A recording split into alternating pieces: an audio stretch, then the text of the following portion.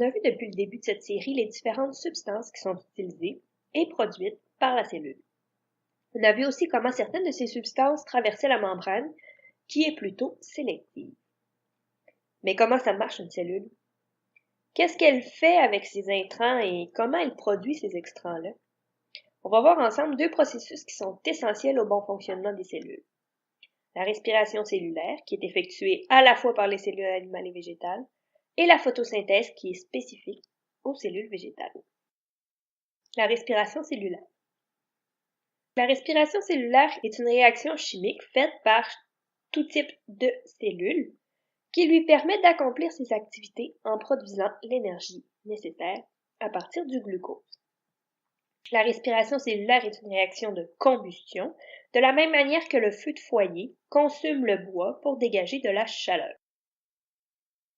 Cette réaction a lieu dans les mitochondries, un organite qu'on retrouve à la fois dans les cellules animales et végétales.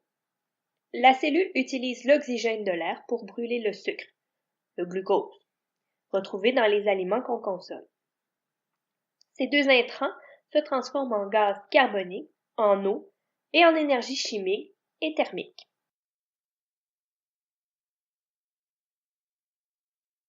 Le glucose utilisé lors de la respiration cellulaire, il vient d'où? Des aliments qu'on mange, oui, mais d'où exactement? En fait, le glucose est produit par les végétaux, par une autre réaction chimique qu'on appelle la photosynthèse.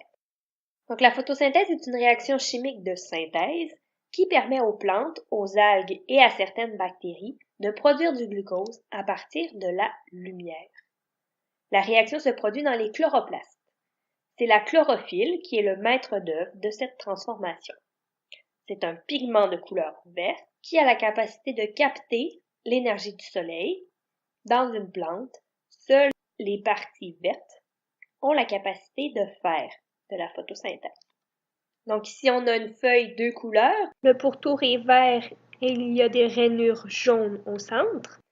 Et si on fait un test pour voir à quel endroit il y a de la photosynthèse, on voit que seulement le pourtour se colore en bleu, signe qu'il y a la production d'amidon, donc de photosynthèse. On démontre ainsi expérimentalement que seules les parties vertes sont capables de photosynthèse. Les intrants de la photosynthèse sont le gaz carbonique dans l'air et l'énergie du soleil, en plus de l'eau. Ils vont produire du glucose et de l'oxygène. La plante va utiliser directement ce glucose pour faire de la respiration cellulaire. Ou plutôt l'emmagasiner sous forme d'amidon dans les chloroplastes pour le consommer plus tard. C'est cet amidon que les animaux vont consommer pour le retransformer en glucose et ainsi avoir leur intrant pour faire la respiration cellulaire. Ainsi, on voit que les extrants de la réaction de photosynthèse sont les intrants de la réaction de respiration cellulaire. En comprenant ce fait, on voit l'importance des plantes pour les animaux, même si elles sont carnivores, car elles fournissent une partie essentielle de l'énergie vitale, en plus de l'oxygène qui est nécessaire à la vie. On comprend donc que chaque être vivant a son importance dans le cycle de la vie. En résumé,